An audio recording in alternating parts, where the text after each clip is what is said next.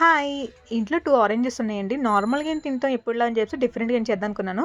YouTube మొత్తం search చేసి చూస్తే ఆరెంజ్ క్యాండీ వచ్చిందనమాట. అండ్ చాలా ఈజీగా అయిపోయింది. చూడగానే నాకు బా నచ్చిందనమాట. సర్లే ఇదే ట్రై చేద్దాం అని చెప్పేసి నేనైతే ఫస్ట్ ఆరెంజ్ కట్ చేసుకొని 2 ముక్కల కింద దాన్ని మిక్సీ చేసి దాన్ని వడగట్టాననమాట ఫస్ట్. ఎందుకంటే గింజలొస్తాయి మనకి. మొత్తం పిప్పంతా తీసి ఇలా జ్యూస్ కింద చేసుకున్నాను నేను.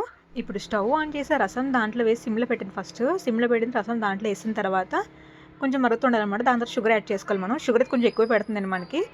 నేనేం చేశానంటే షుగర్ 2 స్పూన్స్ ఏసాననమాట. నాకైతే రసం పాకం కింద రాలేదనమాట. క్యాండీ కింద రాలేదు నాకు.